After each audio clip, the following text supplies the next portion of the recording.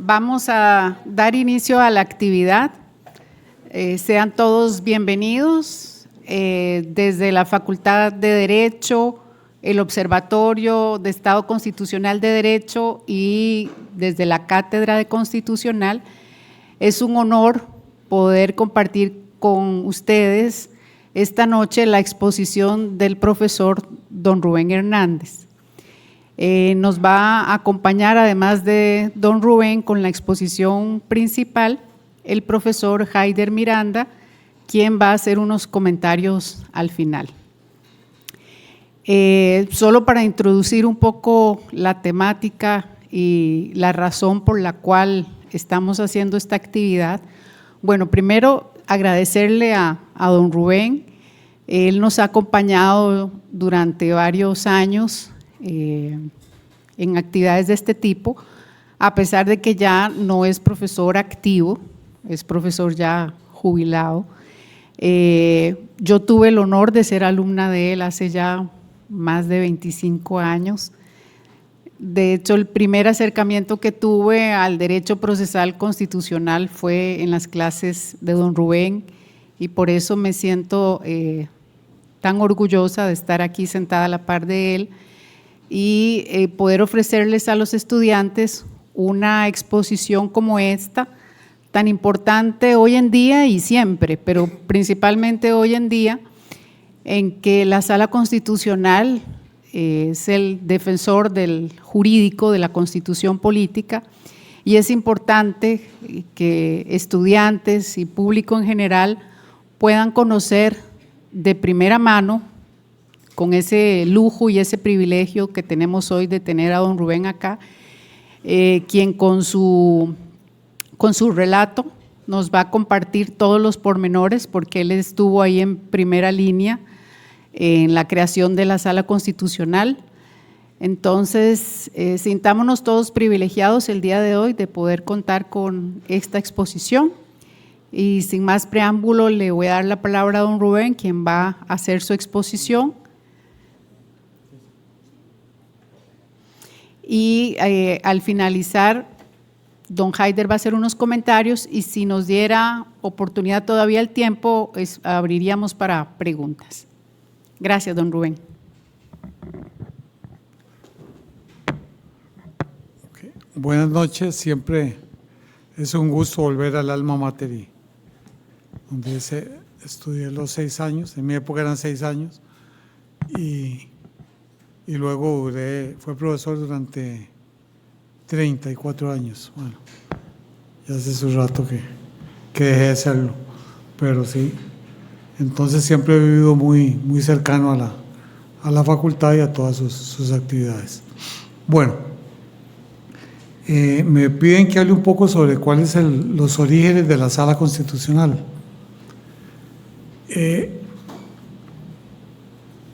Los orígenes de la Sala Constitucional en gran medida están ligados a mis estudios aquí en la facultad y posteriormente en Italia. Ahora explicaré por qué.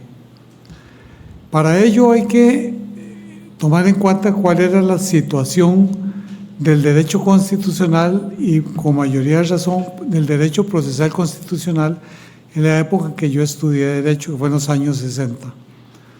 En esa época existían 3 recursos, que era el de habeas corpus, que había sido o que estaba regulado por una ley aprobada en el año 1932. Era una ley sumamente restringida. Por ejemplo, el plazo de interposición de los recursos de habeas corpus variaba según la distancia del tren de San José. Es decir, si era en San José, era, digamos, un día. Si era en Alajuela, ya aumentaba un día. Y lo máximo era si el recurso se planteaba en Limón o Punta Arenas, Limón o Liberia, en que se daban como 4 días. Entonces, vean lo atrasado que era un recurso que dependía de la distancia de la ciudad respecto de la capital. En cuanto al recurso de amparo, ese recurso de amparo fue creado en la Constitución de 1949 y fue tomado de la legislación cubana fundamentalmente la Constitución cubana de 1940, que fue una extraordinaria constitución. Muchos de los institutos que nosotros tenemos en la Constitución fueron tomados de esa Constitución. Desgraciadamente solo estuvo en vigor 4 años, porque fue cuando llegó al poder Batista, dio un golpe de Estado, derogó la Constitución, y luego a Batista lo quitó Fidel Castro y nunca más hubo constituciones en Cuba. Entonces, esa Constitución cubana creó un recurso de amparo que es original y es el que nosotros copiamos, que es el recurso directo. Vean que solo Costa Rica tiene el recurso contra conductas administrativas, y más bien lo prohibimos contra actos jurisdiccionales. Y en el resto de los países el recurso de amparo es subsidiario, porque el recurso de amparo se plantea contra resoluciones judiciales. Ahora, ¿qué problema tiene este recurso contra actos jurisdiccionales? Que al final de cuentas el recurso de amparo termina siendo una instancia resarcitoria de daños y perjuicios, porque ya cuando se planteó el recurso, ya el daño ha sido irreversible o se produjo y ya es irreversible. Entonces no hay forma de restablecer el goce del derecho. En tanto, en el sistema nuestro, copiado del cubano, repito, al ser inicial y directo, muchas veces, como procede contra amenazas, se puede evitar la violación del derecho, se puede anticipar la violación. Y en los casos en que hay violación se puede restablecer el goce en plazos muy cortos, y subsidiariamente está también lógicamente la condenatoria en daños y perjuicios. Bueno, pero ese recurso de amparo, aparte de esa virtud, solo defectos tenía procesalmente. Para plantear el recurso de amparo se exigía el agotamiento de la vía administrativa, y eso prácticamente la gente humilde cuando se daba cuenta, planteaba el amparo y ya no agotó la vía administrativa, se lo rechazaban. Y el plazo de agotamiento de la vía administrativa era de solo 2 meses. Entonces mucha gente le pasaban a los 3, 4 meses, entonces estaba totalmente rechazado de plano. Entonces el amparo prácticamente todos se rechazaban por un tema procesal, de falta de agotamiento de la vía administrativa. También el recurso de amparo tenía el problema de que la competencia o los jueces competentes para resolverlos eran los jueces penales, salvo que se tratara de amparos contra el presidente de la República y los ministros, que eran casos muy esporádicos, muy raros. La mayoría era contra funcionarios de inferior categoría. Y vean que los jueces penales no tenían la preparación ni la especialidad para conocer de los amparos. Por eso entonces la jurisprudencia que se produjo en el periodo, digamos, de 1950, que fue cuando se aprobó la ley, hasta 1989, en que entró en vigor se puso en funcionamiento la Sala Constitucional, la de jurisprudencia es muy mala, prácticamente es terrible, desastrosa toda la jurisprudencia del recurso de amparo. Y lo mismo pasaba con lo que se llamaba entonces el recurso de inconstitucionalidad. El recurso de inconstitucionalidad se introdujo en solo 7 artículos en una reforma que se le hizo en 1938 al Código de Procedimientos Civiles del 36. En 7 artículos se reguló todo. Y, por ejemplo, cabía solo contra las leyes y los decretos del Poder Ejecutivo. O sea, el objeto era muy limitado. Pero lo más grave era que exigía, para que se declarara inconstitucional una ley o un decreto ejecutivo, la votación de 2/3 partes de la totalidad de los magistrados de la Corte Suprema de Justicia, que en esa época eran 15. Entonces prácticamente se requerían 16, eran 3 salas, eran 5 magistrados, eran 15. Prácticamente se requerían 12 votos para declarar inconstitucional una ley. Eso explica por qué de 1938, en que entró en vigor el recurso de inconstitucionalidad, hasta el 6 de octubre de 1989, en que entró en vigor la ley de la jurisdicción constitucional, se presentaron solo alrededor de 130 recursos, de los cuales solo 16 fueron declarados con lugar. Y entre esos 16, la mayoría fue una seguidilla que hubo en los años 80, cuando se declaraban inconstitucionales las leyes que se aprobaban, que se metían como disposiciones generales del presupuesto. Entonces ahí hubo como 4 o 5 acciones que declararon con lugar porque se violaba ese principio de que por vía de norma general de presupuesto no se podía crear legislación ordinaria ni modificar ni derogar la vigente. Entonces vean que la justicia constitucional en ese periodo estábamos en el Paleolítico, era todo menos justicia constitucional. Y lo mismo ocurría con la enseñanza del derecho constitucional y por mayoría razón del derecho procesal constitucional. ¿Qué ocurría con la enseñanza del derecho constitucional? El recurso de habeas corpus y de amparo se veía en el curso de procedimientos penales. En procedimientos penales es que supuestamente enseñaban esos dos recursos. Y el recurso de inconstitucionalidad lo enseñaban en procedimientos civiles. Y en ninguno de esos, en media, la mitad, eran 2 lecciones, en una lección se veían y punto. Y nadie le daba importancia porque nadie los usaba. La verdad es que en la práctica judicial de entonces prácticamente no había. Era muy raro que se planteara un amparo. Habeas corpus sí, en alguna medida, y las acciones de inconstitucionalidad muy escasas. Entonces, tenemos que, además, por otra parte, el derecho administrativo se enseñaba con base en leyes. ¿Qué era el derecho administrativo? Estudiar la ley de aguas, estudiar la ley de caminos, la ley orgánica de la caja, la ley orgánica del Banco Central. Ese era el derecho administrativo, no se estudiaban principios de instituciones. Ahora, dichosamente todo eso varía, empieza a variar al inicio de los 60, cuando llega Eduardo Ortiz al país, proveniente de Italia. Él había estudiado en Italia con Máximo Severo Giannini, que ha sido considerado el principal administrativista que ha producido Italia y el más importante administrativista europeo de la segunda mitad del siglo XX. Entonces resulta que Eduardo Ortiz viene y cambia radicalmente la enseñanza del derecho. Él empieza a impartir lecciones en 1961 y entonces él elimina la enseñanza del derecho administrativo por medio de leyes concretas y empieza a enseñar los principios del derecho administrativo. Entonces empieza a enseñar el principio de legalidad, el principio de la responsabilidad del Estado, el principio de transparencia, todos los principios del derecho administrativo. Y entonces, inclusive algo que posiblemente les va a dar risa, Eduardo Ortiz es el que introduce en Costa Rica el término ordenamiento jurídico. Antes de Eduardo Ortiz nadie en Costa Rica había oído hablar de ordenamiento jurídico y mucho menos podían saber a qué se refería. Él introduce el término ordenamiento jurídico y empieza a desarrollar la teoría de Santi Romano y aplicarla al derecho administrativo, que ahí Giannini hizo unos aportes muy importantes aplicando la teoría de Santi Romano del ordenamiento jurídico al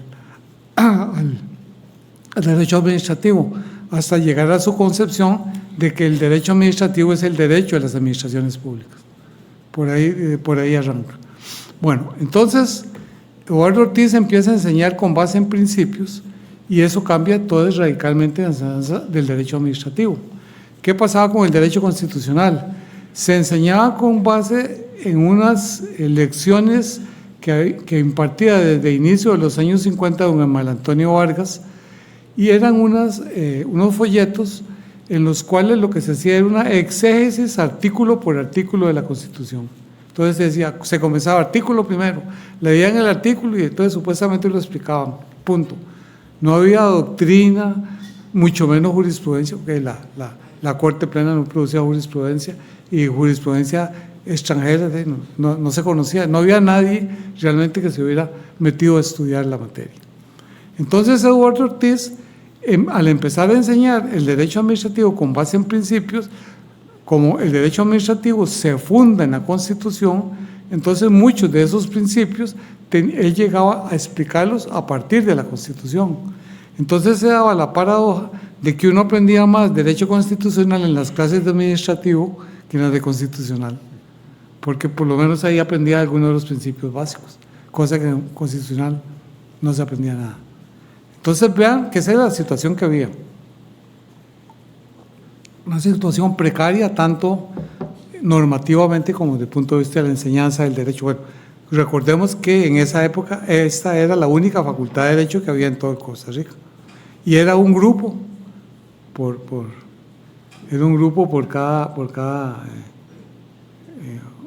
cada digamos año. Y eran 5 años de la carrera más ciencias y letras, entonces simplemente en total cuando yo estaba éramos como 126 estudiantes en toda la facultad, todo el mundo se conocía y en Azoa la gente tenía crédito con las dueñas, ¿no? Como ahora.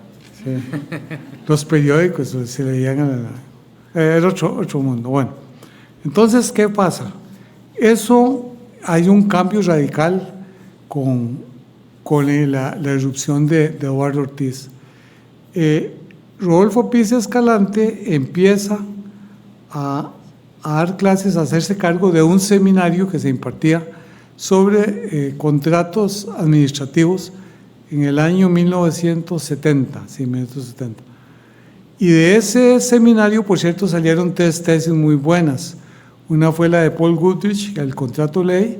La segunda fue de Virgilio Calvo sobre el contrato administrativo, los principios del contrato administrativo. Y la tercera de Fernando Cruz sobre el contrato de Alcoa. Esas 3 tesis salieron de ese seminario. Posteriormente, ya por la explosión demográfica que empieza a producirse al inicio de los 70, ya para 1972, por primera vez en la historia de la facultad, se abre un segundo grupo en primero y segundo año. Como constitucional se impartía en segundo año, entonces a Rodolfo Pisa le encargan uno de los 2 cursos de Derecho Constitucional. Yo regreso en el año 73 y a mí me encargan el otro. Entonces ahí nos ponemos de acuerdo y cambiamos totalmente el programa. Entonces aquí, bueno, precariamente se conseguían algunos libros. Recuerdo que se conseguía a Karl Loewenstein, Teoría de la Constitución, a Pablo Vizcaretti de Rufía, Derecho Constitucional, y algunos otros, y entonces por lo menos parte de esos libros los incorporamos en el programa, y en ese programa de Derecho Constitucional lo dividimos en 2, eran 2 semestres. El primero era la parte orgánica, toda la parte orgánica, y en la segunda, digamos, la parte dogmática, todo lo que tenía que ver con los derechos fundamentales. Y ahí hicimos un cambio muy importante, y fue que introdujimos un capítulo sobre justicia constitucional comparada, porque la justicia constitucional se veía en una clase, entonces era tan mala, tan precaria, que se veía muy rápidamente. Entonces creamos un capítulo específicamente de la justicia constitucional comparada. Ahí se veía la acción de inconstitucionalidad norteamericana, veíamos el amparo mexicano básicamente, y el habeas corpus americano o inglés básicamente. Bueno, pero ese ya fue, digamos, uno de los inicios que ocurren. Entonces, ¿qué pasa? Yo entro a la facultad, después de terminar el curso de Derecho Administrativo, don Eduardo Ortiz me pide que me convierta en el asistente de él, y ahí fue una maravilla, porque él tenía una biblioteca extraordinaria en el último piso de la facultad, que es donde está Ciencias Económicas, en varios idiomas, en italiano, francés, inglés, tenía cualquier cantidad de libros. Entonces me los prestaba. Y entonces él me incentivaba para que cuando terminara fuera a estudiar Derecho Administrativo, y a mí me interesaba mucho. Y tan es así que llegaba, bueno, ya tal la confianza que en esa época, salvo que se tuviera un promedio de 9 en toda la carrera, para graduarse previo al presentar la tesis, había que hacer un examen como el que se hace ahora en el Colegio de Abogados. Y entonces se escogían, digamos, había uno en procedimientos, otro en civiles, otro en penal, comercial y administrativo. Y más de una vez me dejó, estando ya como en cuarto o quinto año, me dejaba hacer los exámenes. Me decía que los preparara y que los revisara. Bueno, desde luego nunca nadie se enteró, pero a más de un colega lo tuve que calificar mal y perdió el curso, creyendo que era don Eduardo el que revisaba el examen. Bueno, la cosa es que entonces Eduardo Ortiz, en eso lo nombran decano de la facultad, y él, un día recuerdo de octubre, me dice, lléguese el sábado temprano a las 9, por cierto llovía, y entonces dice, vamos a la oficina de becas de la universidad, que la dirigía un señor Vega, que todavía está vivo, por cierto. Entonces el señor Vega dirigía, entonces don Eduardo llegó y le dice, vea, yo necesito que a él le den una beca el año entrante para ir a estudiar administrativo a Italia. Y el señor se quedó asustado y dice, pero Eduardo, vea, nosotros nunca le hemos dado una beca a nadie para que estudie un programa en Derecho, nunca. Dice, aquí todas las becas se dan para ciencias y una que otra que han logrado en Sociología, pero en Derecho nunca hemos dado ninguna. Entonces dice, bueno, yo me encargo de arreglar eso. Y entonces, en ese entonces, el Consejo Universitario estaba integrado por los decanos de todas las facultades, bajo la dirección del rector. Entonces, todos los lunes se reunían de 7 a 11 de la mañana.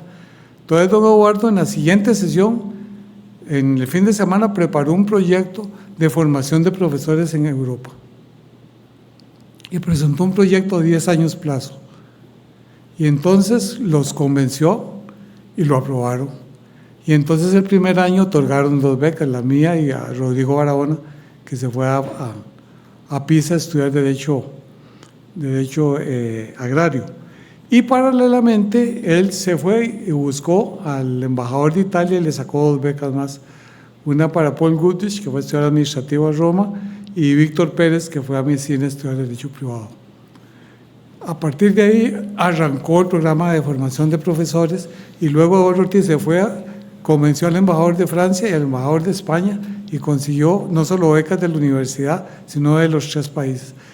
Creo que en 10 años nos formamos como 42 o 43 profesores en las diversas materias. Y eso obviamente cambió para siempre la enseñanza del derecho en la facultad, porque ya hubo, digamos, ya era gente preparada, específicamente especializada en cada materia.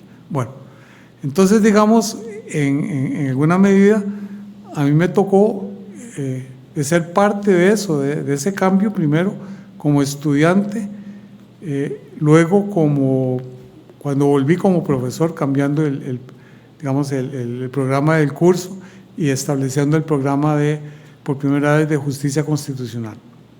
Bueno, yo me voy antes de irme, como faltando 3 meses para irme, un día llega y me dice don Eduardo, dice, vea, yo he estado pensando, dice, es mejor que usted estudie constitucional y no administrativo, porque en ese momento estaban en Italia Álvaro Fernández y Mauro Murillo estudiando, y había una gran cantidad de los que venían de la generación mía que querían ir a estudiar a Francia, Italia, España. Y dice, vea, Paul quiere irse a estudiar administrativo, Virgilio Calvo quiere ir, Alejandro Montiel quiere ir, Juan José Sobrado quiere ir, Enrique Rojas quiere ir, Ricardo Zamora. Entonces dice, mejor estudie constitucional. Le digo, perfecto. Y siempre le agradeceré que me diera ese consejo. Entonces, bueno, yo me voy ya para Italia y en el primer año recibo un curso que se llamaba Justicia Constitucional. En italiano le dicen Justicia Constitucional. Lo daba el profesor Aldo Sandulli, que había sido un profesor muy napolitano, muy connotado en el campo del derecho administrativo, inclusive escribió un tratado de derecho administrativo, pero se había dedicado mucho al constitucional y había llegado a ser profesor ordinario en Roma. El año siguiente ya él no pudo dar más clases porque lo nombraron juez de la Corte Constitucional y al segundo año de estar lo hicieron presidente. Entonces, en Italia, si alguien es juez, tiene prohibición total de dar clases. Entonces, si va a juez, los 8 años que dura el mandato, de esos 8 años, no pueden dar clases. Cuando dejan de dar clases, vuelven a la cátedra. Bueno, entonces, en este curso de Aldo Sandulli, me enamoré del derecho procesal constitucional, de la justicia constitucional, como le llaman en Italia. Entonces, cuando ya llegó el momento de hacer la tesis, yo la quería hacer sobre la justicia constitucional, pero el problema era que Sandulli ya no podía dirigirla porque no era profesor. Entonces, el profesor Giannini me habló con Mauro Capelletti, que era el profesor ordinario en Florencia, y le planteó, me dijo que sí, que fuera. Y resulta que a Capelletti le interesaba mucho porque él era un enamorado del recurso de amparo, porque él había viajado varias veces a México y tenía una amistad muy profunda con Héctor Fix Zamudio y conocía mucho el amparo y le gustaba mucho. Pero además, por otra razón, él hizo el doctorado en Alemania y la tesis de él fue el análisis de los recursos que existen en los países de habla inglesa, es decir, Suiza, la parte alemana de Suiza, Austria y Alemania. Y él había analizado todos esos recursos de protección de la libertad. Posteriormente, esa tesis fue publicada bajo el título de la Jurisdicción Constitucional de la Libertad. Tal vez la han oído nombrar, y es un clásico en la materia.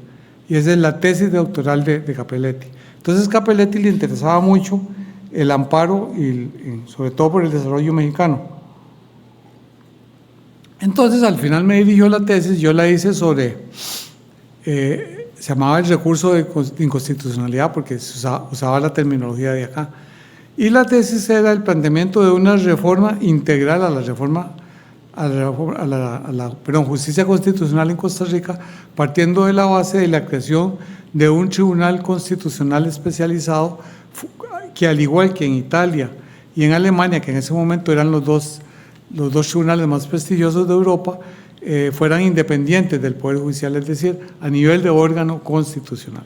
Entonces ese fue el planteamiento de mi tesis, y luego la segunda parte era un planteamiento de una reforma integral al recurso de inconstitucionalidad, es decir, para modernizarlo, ponerlo a la altura de los tiempos. Bueno, entonces yo regreso en el 73, comienzo a impartir lecciones acá. En el 75 se celebra el segundo Congreso Iberoamericano de Derecho Constitucional en la Universidad del Externado de Colombia. Ahí conozco a un Héctor Fix-Zamudio, y desde entonces me hice amigo de él hasta que murió a los 95 años. Era una persona extraordinaria, sobre todo por la calidad humana que tenía un gran sentido del humor. En los congresos y todo el mundo buscaba sentarse en la mesa con don Héctor, porque tenía un sentido del humor era muy simpático. Bueno, entonces él me dice, vea, entonces ya le conté mi relación con Cappelletti, y me dice, qué bueno que estuvo con Mauri ya, ¿verdad? Dice, vea, por cierto, dice, estoy escribiendo un libro sobre la justicia constitucional en América Latina, y al estudiar la costarricense, dice, realmente es muy defectuosa, dice, y es muy raro que, siendo el país más democrático de América, que no tengan instrumentos procesales para tutelar los derechos fundamentales. Y además dice, hay una paradoja adicional, dice, ustedes son la sede de la Corte Interamericana de Derechos Humanos. Dice, es una paradoja, ahí tienen la Corte Interamericana, y la legislación interna de ustedes es una porquería, ¿no es eso? Entonces a mí eso me incentivó más la cosa de que había que hacer un cambio. En el 78, cuando se queda la editorial Juricentro, Gerardo Teos, que ha sido mi compañero en la facultad, crea la editorial Juricentro, y entonces me dice que por qué no le doy la tesis mía de Italia para publicarla. Entonces yo lo que hice fue que le escribí a Cappelletti, y él me le hizo el prólogo. Entonces Cappelletti hace el prólogo y se publica en el 78. Entonces eso empieza a difundirse, la idea de creación de la sala y todo. Y así llegamos a 1982. En 1982, cuando sale electo don Luis Alberto Monge como presidente de la República, nombra como ministro de Justicia a don Carlos José Gutiérrez, que era mi suegro. Don Carlos José había sido decano y era profesor de la facultad, había sido siempre profesor de filosofía del derecho, pero en ese momento se había trasladado y era profesor de constitucional. Entonces yo le planteaba a don Carlos, le digo, don Carlos, ¿por qué no preparamos, ahora que usted está ministro de Justicia, un proyecto de ley de jurisdicción constitucional? Y me dice, sí, me parece muy bien. Dice, voy a crear una comisión, y se prepárese usted el primer borrador. Entonces yo hice el primer borrador del proyecto, y don Carlos hizo una comisión ahí. Básicamente eran constitucional, en ese momento solo Hugo Muñoz estaba, básicamente eran administrativistas. Y él era muy amigo de don Fernando Coto Albán, que a la sazón era el presidente de la Corte, entonces invitó a don Fernando Coto Albán. Entonces don Fernando venía a las reuniones. Y ahí después, como de 5 o 6 meses, ya salió un texto, un proyecto. Y don Fernando tuvo una idea muy inteligente, muy hábil. Dice, vean, si este proyecto lo presenta el Poder Ejecutivo en la Asamblea, no pasa. ¿Por qué? Porque la Corte, por vanidad, yo conozco a mis compañeros, se va a oponer. Pero si ustedes me dejan llevarlo a la Corte, y en la corte que le hagan unas 2 o 3 cositas, dice, pues sí, ahí ninguno conoce esta materia, pero va a decir 1 o 3 cositas, y entonces se presenta como un proyecto de la corte, nadie va a decir nada en la asamblea, dicho y hecho. Eso lo llevó, 2 cambios le hicieron en la corte, lo trajo de vuelta, y don Fernando le redactó un capitulito de disposiciones generales que no tenía el proyecto original. Entonces ya vino, y entonces ya don Carlos había pasado a ser ministro de Relaciones, y Hugo Muñoz era el ministro de Justicia. Entonces se contrató a Pedro Néstor Sagüez, un gran constitucionalista y procesalista constitucional argentino de grata memoria, y Pedro Néstor vino 15 días a darle una revisada, y el pobre, por cierto, se fue a una excursión a conocer la isla aquella de San Lucas, y bajándose de la lancha se quebró la pierna, y tuvo que quedarse 10 días en el cuarto de un hotel. Yo lo iba a ver todos los días, me daba una pena porque el pobre estaba solo, no conocía a nadie, y estaba ahí, le llevaba libros y todo. Bueno, al final terminamos siendo muy amigos a raíz de eso. Y resulta que él hizo unas sugerencias, sobre todo enriqueció el proyecto en materia de habeas corpus. Él era un experto en materia de habeas corpus. Entonces lo enriqueció, todas esas sugerencias se tomaron en cuenta, se incorporaron, y ya ese texto con esas modificaciones que se hicieron a raíz de las observaciones de Pedro Néstor, se envió, lo envió el Ministerio de Justicia a la Asamblea Legislativa, pero como un proyecto que venía del Poder Judicial.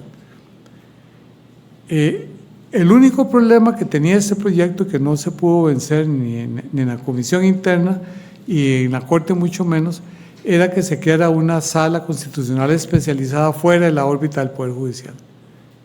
No había forma, decían que no, que cómo era eso, que todo lo judicial tenía que estar dentro de la órbita del Poder Judicial. Bueno, eso le impedía al proyecto en sí que se desarrollara en muchos aspectos de manera novedosa, porque íbamos a tener que aplicar lo que decía la Constitución en materia de habeas corpus, que siguiera siendo la Corte Plena la que resolviera los habeas corpus, y las acciones de inconstitucionalidad también las resolviera la Corte Plena.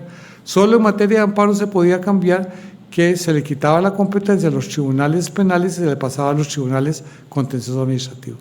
Pero desde el punto de vista de la competencia no había cambios muy importantes. Bueno, el proyecto llega a la Asamblea, en la Asamblea se hace el intento nuevamente de hacer un tribunal, de que se haga un tribunal, y don Fernando Bolio dijo que no, porque si eso era así iba a haber mucha oposición de parte de los partidos de oposición en ese momento de Liberación, y que el proyecto no pasaría, y porque además, como requería una reforma constitucional, jamás iba a obtener los 38 votos. Bueno, entonces ahí quedó quieto.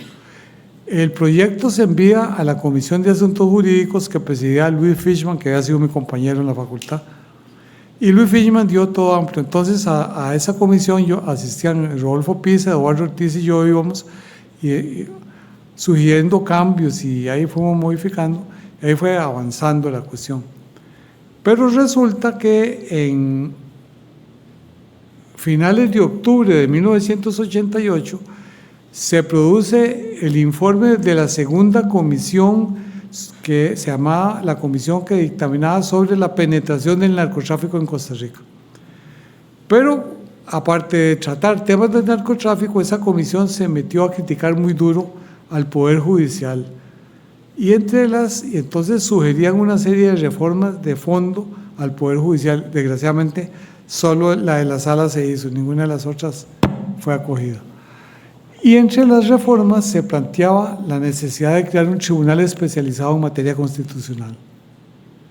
Entonces, a raíz de eso, creo que fue el 14 de noviembre del 88, el Poder Ejecutivo, Luis Paulino Morera, el ministro de Justicia, conformó una comisión para redactar la reforma de la Constitución, para crear la sala. Y entonces, ahí incorporaron al Colegio de Abogados, que mandó representantes, y a la Procuraduría, y luego estaba Eduardo Ortiz, estaba Rodolfo Pisa, y estaba yo, bueno, Luis Paulino también, y Luis Fernando Solano, que era el procurador. Bueno, ya nos ponemos de acuerdo, se aprueba ya el texto, se reforma el artículo 10 para crear la sala, y el 48, y ahí hay una reforma muy importante, no solo porque se reforma para otorgarle a la sala el conocimiento de los amparos y habeas corpus, sino porque además Rodolfo Pisa introduce un concepto muy novedoso y que ha sido importantísimo en el desarrollo de la sala. Es decir, que los instrumentos sobre derechos humanos forman parte del parámetro de constitucionalidad. Y eso es importantísimo porque permitió a lo largo y desde el inicio incorporar, por ejemplo, una serie no de tratados, porque recuerden que el instrumento es el que es firmado por el Poder Ejecutivo, pero no ha sido aprobado por la Asamblea. Y resulta que en ese momento de la OIT solo había 3 tratados firmados. El resto de los tratados eran suscritos por el Poder Ejecutivo, pero no firmados. Pero eran entonces jurídicamente instrumentos internacionales. Y muchos de esos instrumentos internacionales, de esos convenios de la OIT, fueron o han sido utilizados a lo largo de los años por la Sala para declarar con lugares amparo e inclusive acciones de inconstitucionalidad. Entonces esa fue una incorporación muy feliz, una idea que tuvo Rodolfo Pisa y que ahí se metió. Bueno, entonces se aprueba en primera legislatura en abril y en segunda legislatura a principios de junio, creo que 5 o 6 de junio. Entonces ahí surge el problema. Bueno, ahora en enero anterior ya la Comisión de Asuntos Jurídicos, en enero del 89, había dictaminado afirmativamente el proyecto de la ley de la jurisdicción constitucional, pero al aprobarse la reforma había un problema, que ya como la competencia de toda la materia iba a estar en manos de un tribunal especializado, es decir, la Sala Constitucional, aunque dentro de la órbita del Poder Judicial, de eso trastocaba totalmente el proyecto inicial. Entonces, la misma Comisión de Asuntos Jurídicos, que en ese momento presidía José Miguel Corrales, nombró una comisión para que elaborara, adaptara, digamos, ese proyecto a la reforma. Ahí nombraron a Juan Luis Arias, Hugo Muñoz, Enrique Rojas, Mauro Murillo, Rodolfo Pisa, Luis Paulino Mora y yo.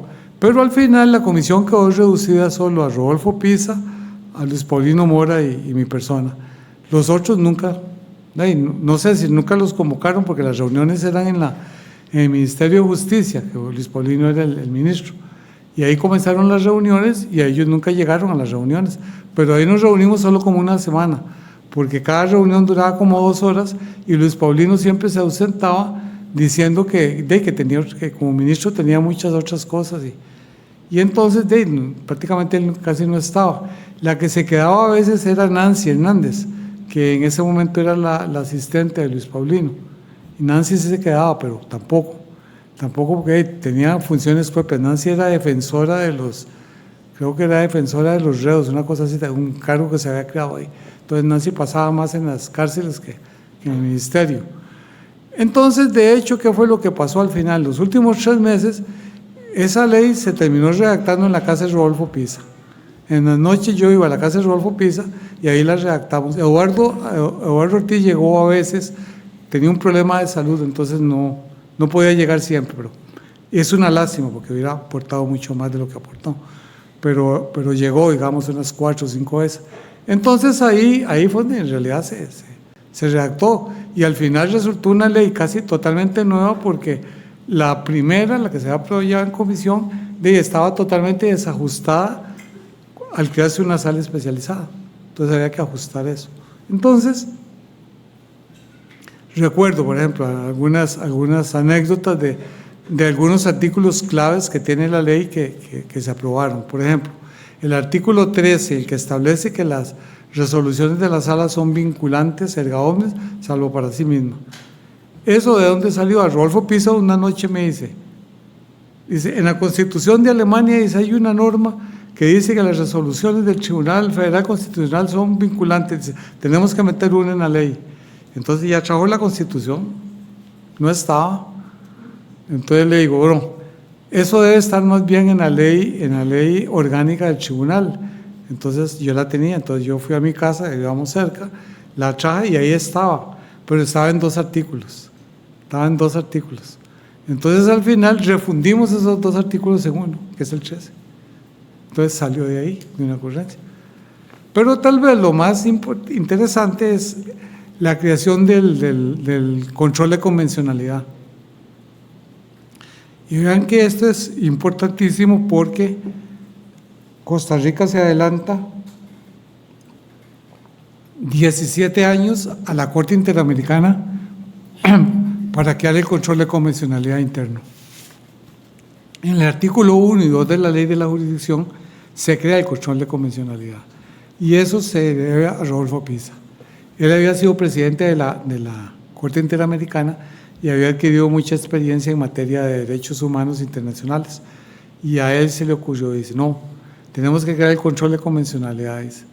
Y ese artículo él lo redactó, ese es un artículo que él redactó de puño y letra y es redacción del 100%.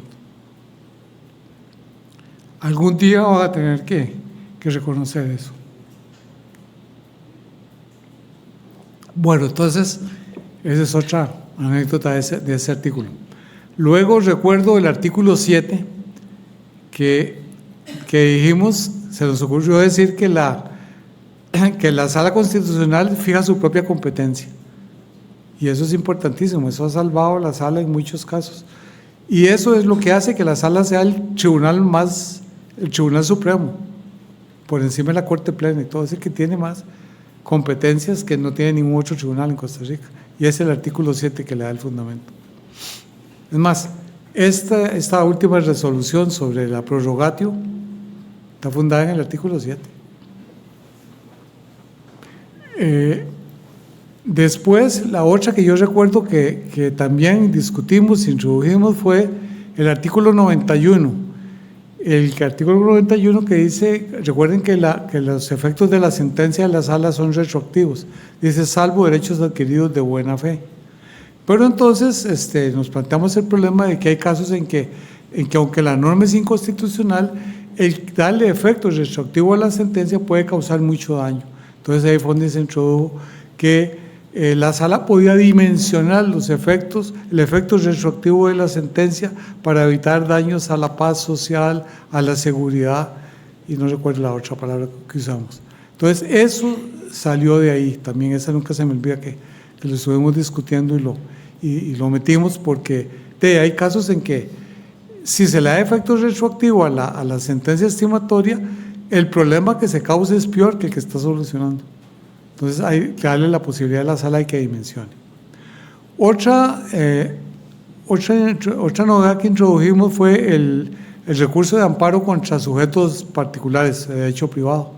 Eso lo tomamos de la jurisprudencia y de la doctrina argentina, porque en Argentina es muy interesante, en Argentina no existía ni siquiera el amparo contra sujetos públicos, y lo crearon por vía jurisprudencial. Y después, en un famoso caso de Samuel Cot, crean el amparo contra sujetos privados.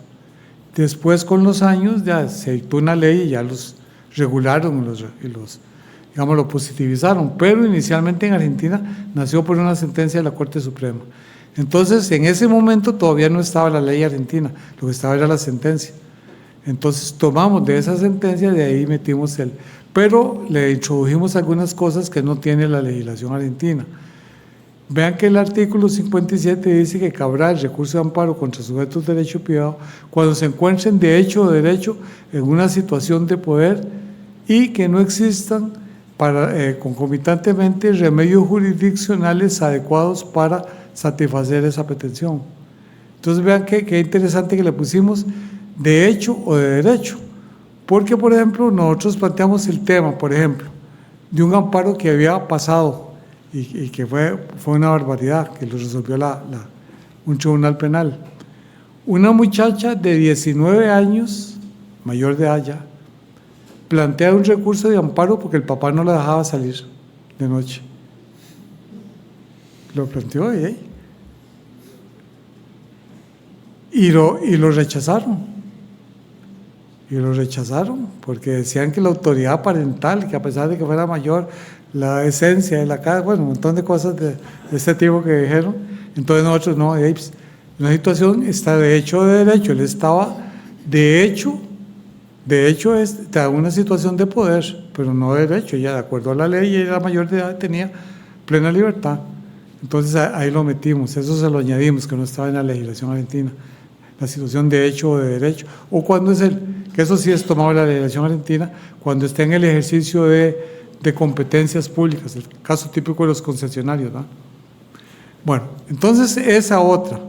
También metimos la declaratoria automática en daños y perjuicios en los amparos y en los habeas corpus, que eso no estaba. Porque antes resulta que alguien ganaba un amparo y lo ganaba el amparo y después duraba 10 años ejecutándolo, porque había que hacer un juicio ordinario para ir a ejecutar un amparo. Entonces, por eso hicimos un procedimiento rápido, que ya esté en abstracto y solo se vaya a demostrar concretamente los daños y perjuicios en la vía contenciosa. Entonces, eso también lo metimos ahí. Bueno, otras cosas hay más, pero básicamente, digamos, esas fueron las novedades más importantes que tiene la ley. Bueno, también el amparo lo hicimos contra amenazas, que eso no estaba. Eso lo tomamos bien de la Corte Suprema Mexicana, que la Corte Suprema Mexicana crió el amparo contra amenazas por vía jurisprudencial. Eso no estaba en la ley de amparo. Después, ¿qué otra cosa? Después, otra cosa importante. Bueno, en el artículo 3, la posibilidad de la inconstitucionalidad por refleja, es decir, por sus efectos. Eso es muy importante, porque muchas veces la norma no es en sí inconstitucional, pero al aplicarse o al interpretarse deviene inconstitucional. Entonces es una inconstitucionalidad por reflejo. Entonces eso lo introdujimos también ahí como una novedad. Bueno, ahí hay otra cantidad de cosas que fuimos metiendo, pero lo importante fue que en última instancia de ahí salió una ley muy, muy completa y que ha servido de base para América Latina. Casi todas las leyes de jurisdicción de la jurisdicción constitucional de América Latina están basadas en la nuestra. Y la de Tucumán en Argentina es literalmente una copia. Uno va a leer esa ley, salvo algunas cosas, está leyendo la ley nuestra, las mismas palabras. Interesante. Entonces, yo creo que digamos, esas fueron las principales vicisitudes. Y ya para terminar, yo diría que todo este proceso, digamos, me dejó personalmente e institucionalmente, creo que hay varias conclusiones que es importante acotar. Creo que fue importantísimo la irrupción de Eduardo Ortiz en los años 60 en la enseñanza del derecho público en Costa Rica, porque además de eso, en el 63 él creó la revista del Colegio de Abogados. Y fue la primera vez en que hubo la posibilidad de que se empezara a crear doctrina nacional. Y los primeros artículos de todos los que nos empezó a interesar a escribir doctrina, a investigar, se publicaron justamente en la revista de Ciencias Jurídicas. Es decir, sirvió como el vehículo para despertar el gusto por investigar y publicar en los diferentes campos del derecho. Desde luego, en los primeros 10 años, siempre, en todas las revistas de ciencias jurídicas, ustedes pueden corroborarlo, siempre hay un artículo de Eduardo Ortiz. Y siempre es un artículo que marcaba un hito en la materia. Luego, en segundo lugar, evidentemente, las enseñanzas de él a toda una generación a la que despertó el deseo de irse a preparar a Europa en el campo del derecho público, y luego el programa de becas que él inició y que él fundó, inició y logró que la universidad y varias embajadas patrocinaran. Eso es indudablemente un gran logro. Segundo, me parece que la creación de la Sala Constitucional ha sido Posiblemente fue la institución más importante creada en la segunda mitad del siglo XX.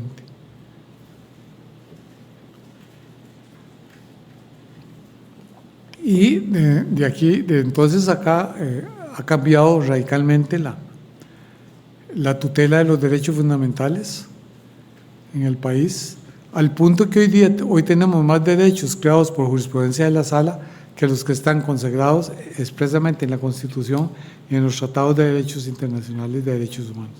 Eso es muy interesante. O sea, por vía jurisprudencial, la Sala ha creado una gran cantidad de derechos fundamentales. Por otro lado, la Sala ha logrado, por ejemplo, erradicar en buena parte, no toda, la arbitrariedad que antes campeaban en los órganos ejecutivos. Es decir, antes no había controles, entonces los órganos ejecutivos prácticamente hacían lo que les venía en gana en contra de lo que establece la Constitución.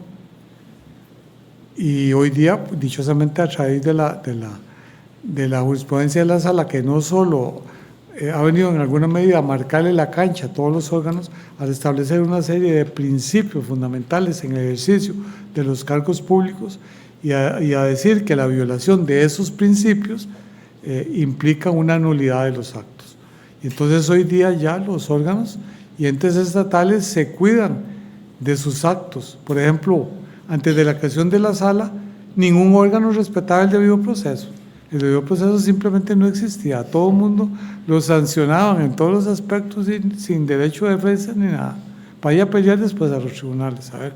Y entonces al final ir a pelear era hacer una demanda por daños y perjuicios.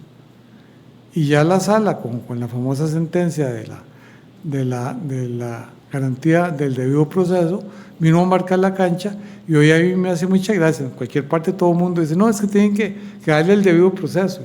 Mucha gente que ni sabe qué significa, ni qué quiere decir, pero se convirtió en un término común que todo el mundo utiliza.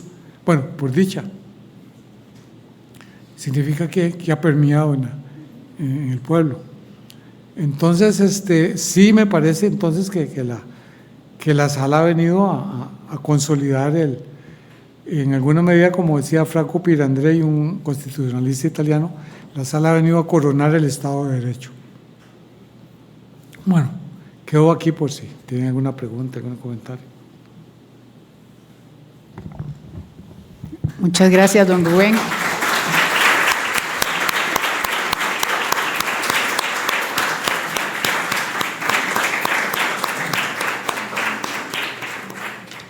A continuación, los comentarios del profesor Haider Miranda.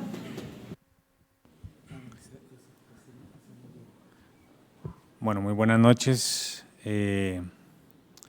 Agradecerle a don Rubén Hernández una vez más su valiosa colaboración con la facultad y con la Cátedra de Derecho Constitucional, porque ya casi que se ha hecho tradición que nos acompaña siempre al inicio del curso de Derecho Constitucional 4, porque ¿quién mejor que él, que vivió y tuvo un rol trascendental, protagónico en la reforma constitucional por medio del cual se creó nuestra Sala Constitucional?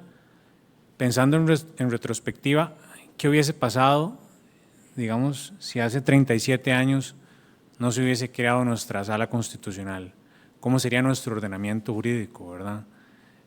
Resaltar el hecho de que realmente fue a partir de la vigencia y entrada en vigor de nuestra jurisdicción constitucional que realmente la Constitución tuvo un órgano jurisdiccional que viniera a garantizar no solo la estructura de los órganos estatales, sino que también la protección de los derechos fundamentales. Y ahí, como decía don Rubén, hay un antes y después en nuestro ordenamiento jurídico con la entrada en vigor de lo que comúnmente llamamos la Sala Cuarta, ¿verdad? Y hay que entender también esas razones históricas y sociales del por qué tal vez cuando se promulgó la Constitución del 49 no se creó un órgano especializado, un tribunal constitucional, una corte constitucional, como sí pasó en otros ordenamientos como Italia y Alemania, que tal vez venían de un segundo conflicto mundial como perdedores, a pesar de que, bueno, que en nuestro país también para llegar a la Constitución del 49, murieron muchas personas, ¿verdad?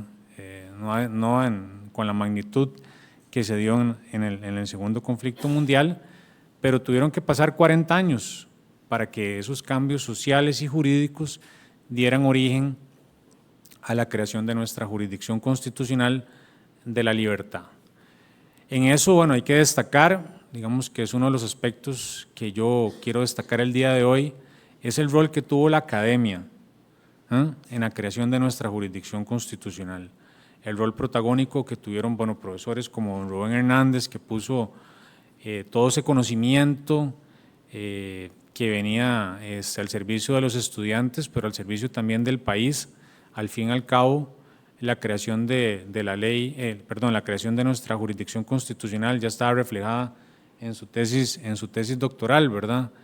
Igual los aportes que hizo don Eduardo Ortiz, don Rodolfo Pisa y otras, don Luis Paulino Mora, que realmente, para quienes no los conocieron, eran académicos. Entonces la academia tuvo un rol importante en la creación de la sala, y creo que la academia tiene un rol fundamental actualmente en la defensa de nuestra sala constitucional, ¿verdad? Porque al fin y al cabo, lo que viene a garantizar la sala es que cualquier autoridad pública y bajo determinados supuestos, algunos sujetos de derecho privado tienen que respetar la Constitución.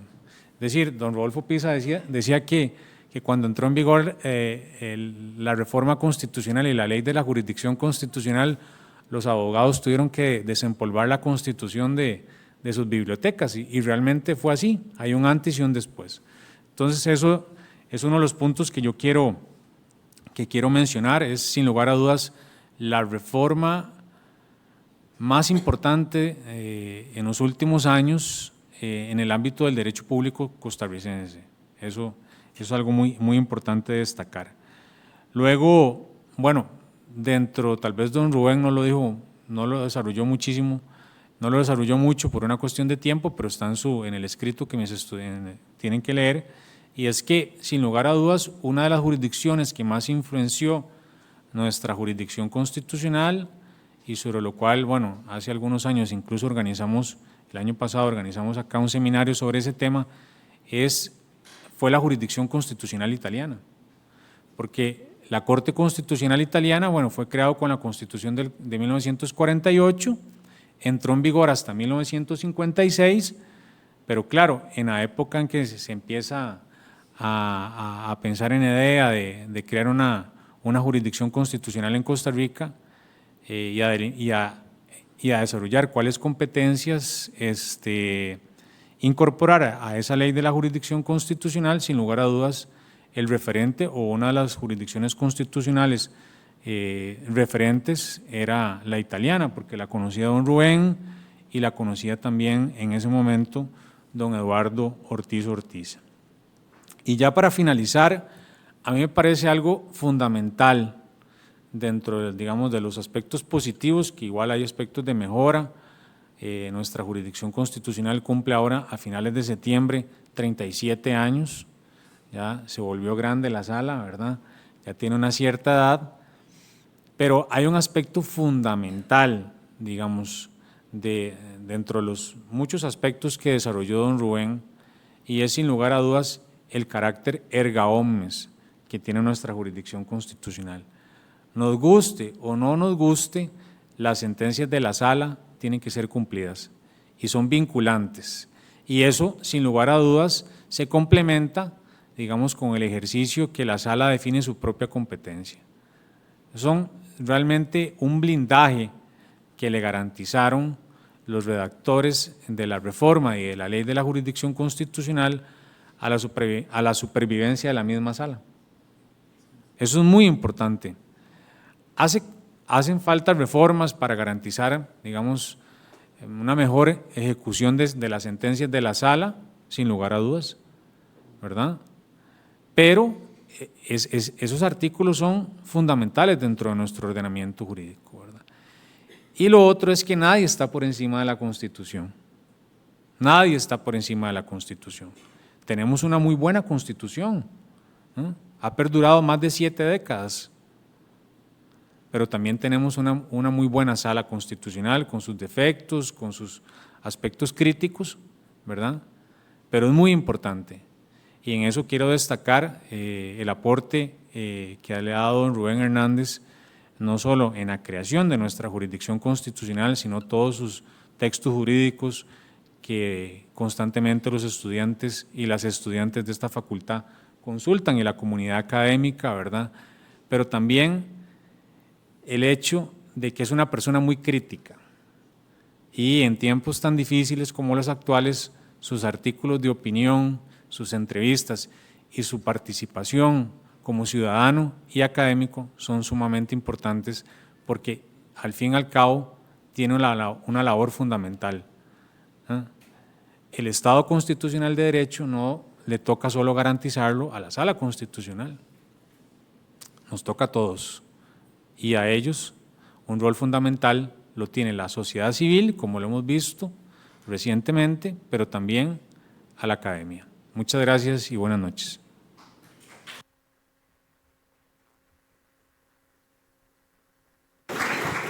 Muchas gracias al profesor don Haider. Yo quisiera hacer un cierre, ¿verdad, don Haider? Vamos a cerrar aquí. Agradecerle de verdad a don Rubén, no solo por la exposición de hoy y todas las que nos ha acompañado todos los años anteriores, sino por ser ese protagonista en la creación de la Ley de la Jurisdicción Constitucional y de la Sala Constitucional. Otra sería la historia, don Rubén, ya que usted si no hubiera usted decidido estudiar su doctorado en constitucional y todas las circunstancias que lo llevaron a especializarse en la materia, tanto que podemos decirlo así tan claramente que don Rubén Hernández es el padre del derecho procesal constitucional costarricense. Eso y mucho tenemos que agradecerle. Entonces, espero que este reconocimiento se perpetúe en el tiempo, y ustedes que son testigos de viva voz de la historia que él nos está contando, tengan claro el rol protagónico de don Rubén, el rol de la academia también, como lo mencionó don Haider, y la necesidad y la importancia de todo el proceso que llevó a la creación de la Sala Constitucional y el rol que cumple hoy en día en la defensa de la Constitución. Muchas gracias, don Rubén, de nuevo.